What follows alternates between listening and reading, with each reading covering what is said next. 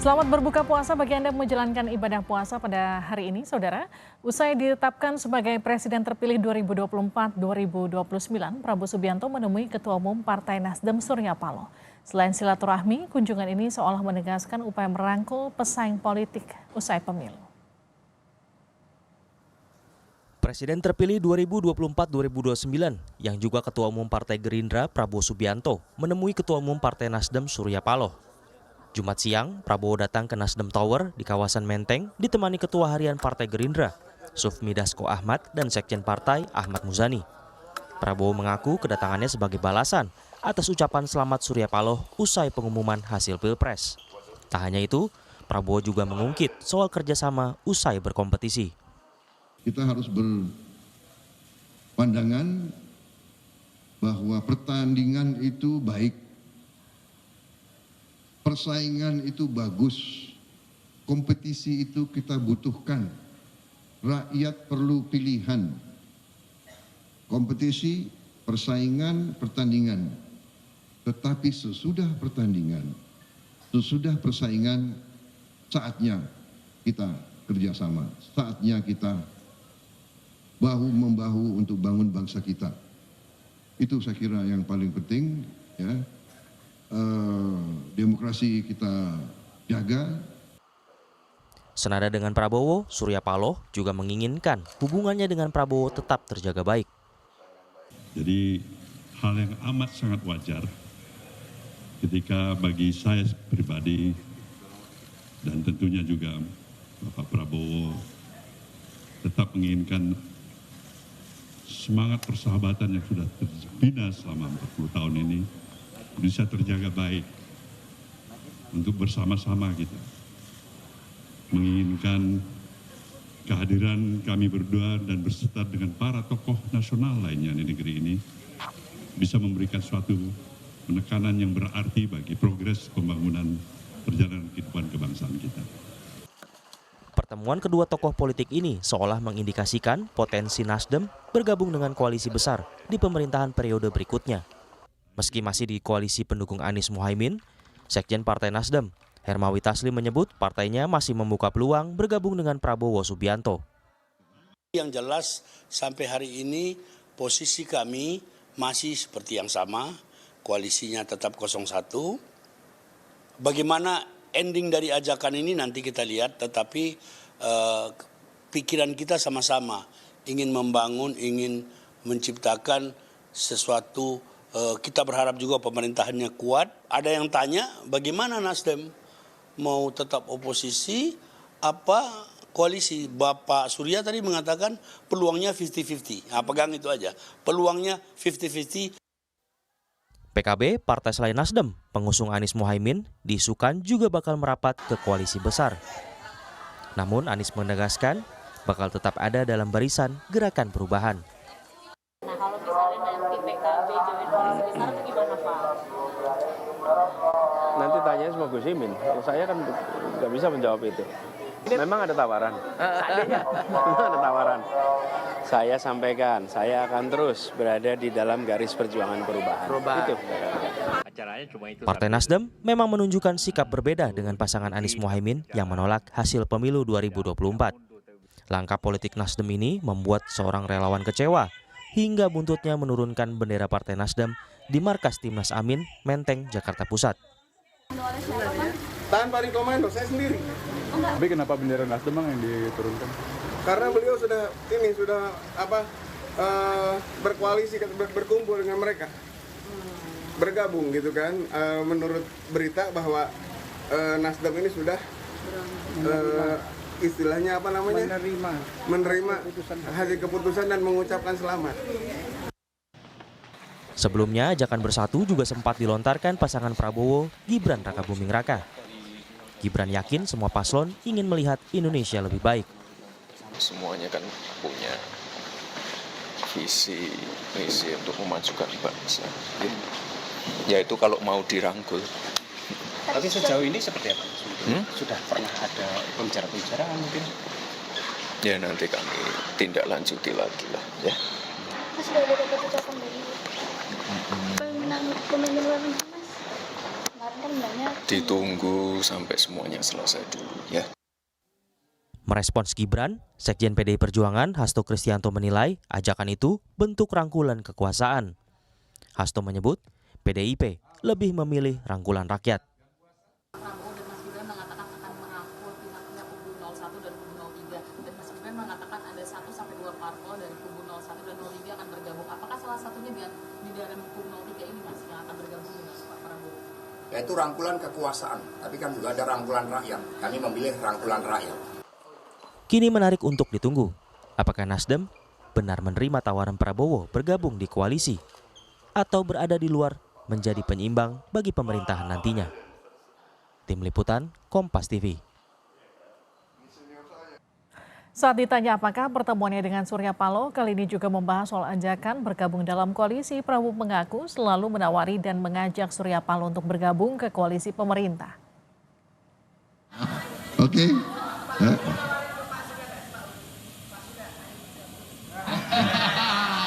Saya selalu menawarin. Saya selalu mengajak. Benar nggak? Ya, iya. Ya. Oke ya. Baik. Baik.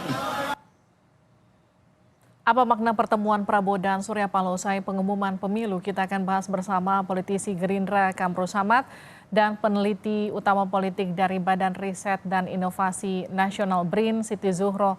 Bu Siti Zuhro, Pak Kamru Samad, selamat malam. Ya, selamat malam, Mbak. Selamat berbuka puasa ya, maaf mengganggu. Waktunya saya ke Pak Kamru Samad dulu ya, Bu Siti Zuhro ya. Jadi tadi pertemuan antara Pak Prabowo dengan Pak Surya Paloh itu maknanya apa? Maknanya apakah langsung mau merangkul secara politik atau gimana? Maaf, mohon di-unmute Pak Kamru Samad. Ya, Mbak, saya kira ini adalah satu tradisi positif, tradisi baik dalam kehidupan bernegara kita. Kalau kita mendengar pernyataan Pak Prabowo tadi, beliau hadir bersilaturahmi pada siang hari ini sebagai ucapan terima kasih atas komitmen yang disampaikan oleh Ketua Umum Partai Nasdem setelah KPU mengumumkan hasil pemilu. Dan tradisi ini bagi Pak Prabowo dilihat bagian daripada upaya kita setelah berkompetisi, setelah bertanding, maka saatnya kita bersanding untuk membangun negeri ini. Jadi Pak Prabowo sendiri sudah memulai tradisi ini sejak 2019 karena beliau tidak ingin ada keterbelahan di tengah-tengah masyarakat. Yang kedua, kita juga melihat bahwa ada persamaan pandangan kedua figur ini dalam melihat tantangan Indonesia ke depan. Tentu ini adalah signal baik bagi pelaku ekonomi, bagi investor bahwa pemerintahan baru nantinya adalah pemerintahan yang memiliki kekuatan stabilitas politik yang dipastikan diterima, didukung, dan juga bersinergi dengan seluruh stakeholder nasional kita. Itu yang ingin disampaikan. Yang berikutnya kita juga mendengar pernyataan Pak Prabowo bahwa beliau melihat raut wajah, sorot mata dari masyarakat ketika berkeliling. Dia ingin, rakyat kita ingin pemimpinnya rukun. Setelah berkompetisi, setelah bertanding, itulah kemudian yang melatari beliau proaktif untuk menjalin komunikasi bersilaturahmi, dan ini adalah upaya untuk memperkuat persatuan nasional kita. Oke. Begitu. Pak Kamru Samad, ini kalau tadi Anda katakan bersanding untuk kemudian bangsa, kemudian tadi Pak Prabowo juga secara clear mengatakan sudah mengajak Nasdem untuk gabung ke pemerintahan. Ini sebetulnya memang upaya untuk menggemukkan koalisi melawan apa yang jadi ancaman di depan mata. Ada gugatan MK, ada kemudian angket yang katanya akan bergulir di DPR. Inikah kemudian salah satu strateginya menggemukkan koalisi? Saya kira bisa saja orang menafsirkan seperti itu, tapi gugatan hukum di Mahkamah Konstitusi sudah punya alur tersendiri. Sebuah gugatan hukum maka harus juga dilawan dengan tim hukum atau direspon dengan tim hukum sebagai bentuk bantahan terhadap setiap gugatan yang ada. Itu sudah punya alur dan mekanisme prosedur tersendiri. Kemudian kalau menyangkut dinamika politik, itu juga memiliki masih prosesnya masih terus berjalan, berdialog, berdiskusi karena kita di DPR, spirit kita di DPR adalah seperti yang disampaikan Pak Prabowo tadi, betul ada sejumlah kekurangan-kekurangan yang tetap harus kita perbaiki. Jadi spiritnya itu teman-teman di DPR punya pandangan yang sama bahwa beberapa kekurangan di berbagai tahapan, di berbagai proses dalam demokrasi kita tetap harus kita perbaiki. Jadi kita tidak menutup mata terhadap hal tersebut. Begitu, Mbak. Saya ke Bu Siti Zuhro. Bu, kalau koalisi Pak Prabowo kan sejatinya kalau kita lihat tuh sebenarnya udah besar ya. Kenapa kemudian masih perlu nambah Nasdem di sana? Yang kalau tadi saya katakan ke Pak Kamrus Samad, jangan-jangan mungkin masih kurang percaya diri menghadapi ancaman gugatan MK ataupun katakanlah hak angket yang katanya akan bergulir di DPR. Kalau Anda sendiri melihatnya gimana, Bu Siti Zuhro? Iya, kemarin kan Pak Paloh merespon gitu ya, hasil pemilu gitu, yang responnya adalah menerima gitu. Jadi menerima hasil pemilu dengan beberapa catatan tentunya kan gitu. Tapi poinnya adalah menerima. Karena menerima ya direspon balik oleh yang menang yang sudah diberikan selamat mungkin gitu dengan kunjungan tadi itu. Tapi sebetulnya maknanya itu kita bisa saja menerjemahkan bahwa sebetulnya kalau di perubahan ya, koalisi perubahan itu kan 3 partai. Ada Nasdem, ada PKS, ada PKB. Ataukah yang dimaknai di koalisi perubahan itu leading partinya itu adalah Nasdem. Maka kalau Nasdem sudah bisa bergabung dengan koalisi 02 dalam hal ini Pak Prabowo, maka tentu ini akan kocar-kacir sudah gitu ya. Kocar-kacir ini koalisi perubahan ini.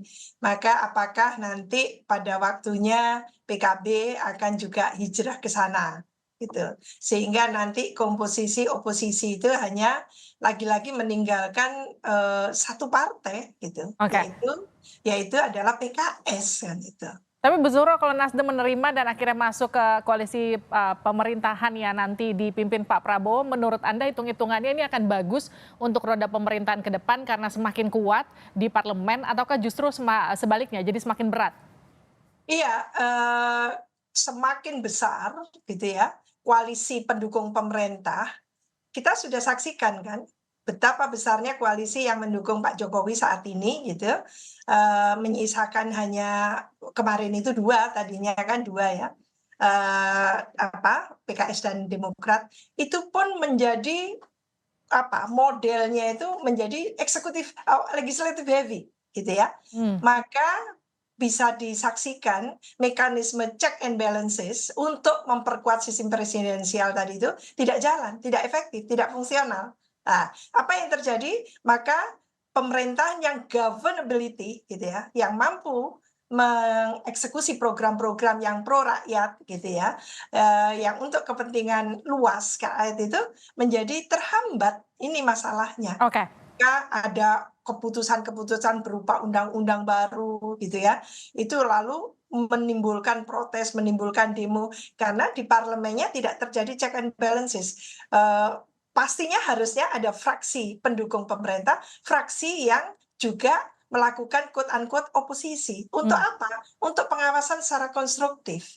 Untuk apa? Untuk melakukan tentunya gitu ya, masukan-masukan yang bagus kepada pemerintah. Kalau ini tidak on the right track, maka harus dibatalkan. Seharusnya begitu pengimbangannya. Ini kan lalu diserahkan semuanya kepada civil society. Jadi kalau civil society-nya tidak bisa menahan, ya bobol. Kan itu masalahnya. Idealnya kan begitu Bu Zuhro, tapi kan kenyataannya seperti di periode sekarang aja koalisi pemerintahannya begitu besar. Dan ketika kemarin pasca quick count diumumkan, Pak Prabowo juga bahkan langsung menyatakan bahwa kita akan merangkul semua. Nah ini yang mau saya tanyakan ke Pak Kamrus Samad. Jadi merangkul semua tuh artinya akan terulangkah sama kayak periodenya Pak Jokowi ini, semua parpol diajak bergabung, disisakan satu, kalau dulu PKS sekarang mungkin PDIP disisakan, semuanya diajak gabung? Jadi memang membangun negeri ini kita memerlukan banyak sekali kekuatan nasional kita untuk bersatu. Itu yang harus diakui supaya Indonesia bisa keluar dari middle income trap. Tantangan utama kita adalah mengatasi kemiskinan dan mengatasi pengangguran. Apalagi di tengah tantangan global yang begitu anomali, harus kita akui tidak mudah membawa negeri ini untuk masuk ke Indonesia maju, di mana Indonesia bisa pada posisi 5 besar atau 3 besar ekonomi dunia di 2045. Ini tantangan kita yang terbesar. Karena kesadaran itulah, maka kita harus mengakui setelah pemilu ini semua unsur tentunya harus bersatu untuk negeri kita. Bersatu dalam arti pemikiran, konsepsi, ideologi perjuangan kita selaraskan satu sama lain, implementasi pelaksanaan undang-undang dan arah kebijakan pembangunan nasional itu dituangkan nanti dalam PJMN misalnya, atau dalam KEM PPKF, atau dalam program strategis nasional, ataupun berbagai macam arah kebijakan pembangunan yang kemudian semua unsur bisa terlibat.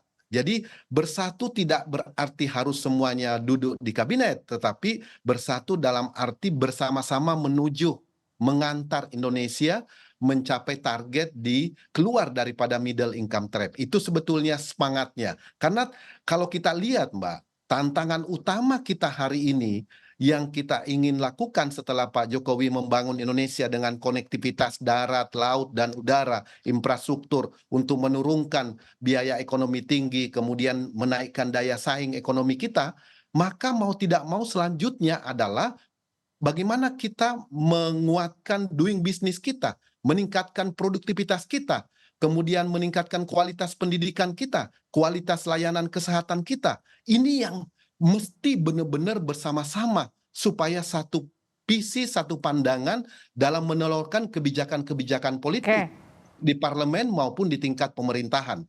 Begitu, Mbak. Tapi kalau bersatu tanpa harus masuk ke kabinet, bukankah agak sulit? Karena dalam politik kan nggak ada yang gratis. Ya, dalam banyak dinamika perpolitikan nasional kita ada banyak hal ya. Kalau kita lihat 5 tahun, 10 tahun terakhir ini, ada beberapa partai yang tidak ada di dalam, misalnya di dalam pemerintahan, tetapi juga turut serta memberikan dukungan terhadap legal drafting, persetujuan terhadap fungsi legislasi di DPR. Begitu juga 10 tahun di masa pemerintahan SBY. Juga ada kami Gerindra yang baik kita katakan baik, yang pantas kita dukung, yang memang harus kita berikan catatan, kita berikan catatan. Jadi semangat itu yang ingin dibangun sebetulnya, Mbak. Sehingga benar-benar ke depan Indonesia itu di mata dunia, bukan cuma di dalam negeri saja, bisa menjadi satu benchmark bahwa inilah pemimpin-pemimpin Indonesia yang bisa bersatu, menyatu untuk kepentingan rakyatnya. Itu yang selalu ingin dikedepankan oleh Pak Prabowo. Baik, saya ke Bu Zuhro. Bu Zuhro, ini hitung-hitungannya kalau menurut Anda di periodenya Pak Prabowo Gibran nanti ketika sudah dilantik, apakah semuanya akan masuk ke dalam satu koalisi ataukah tersisa satu saja PDI Perjuangan? Gimana analisa Anda? Kelihatannya PDI Perjuangan dan PKS ya bisa bertahan menjadi oposisi gitu ya. Dalam arti koalisi yang masih memiliki idealisme, dalam arti bagaimana menyeimbangkan. Jangan lupa ya bahwa dalam ketatanegaraan kita itu ada 3 kekuasaan. Jadi ada cabang kekuasaan legislatif, eksekutif, dan yudikatif.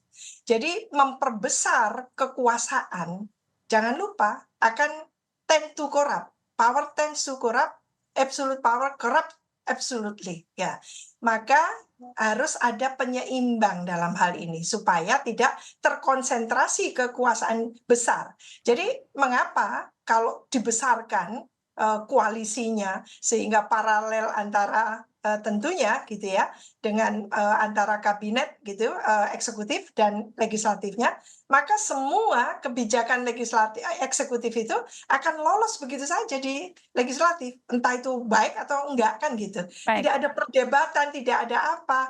Lah ini yang mengkhawatirkan menurut saya gitu, karena kita tidak berjalan di jalur yang betul-betul demokrasi. Justru gitu ya, semua pembangunan yang saya setuju, Mas Kamarul Samad tadi itu mengatakan bahwa kita butuh membangun Indonesia dengan stabilitas yang oke dan sebagainya. Maka kita butuh pemimpin yang trusted, itu masalahnya itu. Apakah dia akan membangun untuk negara bangsa atau untuk yang lain kan itu.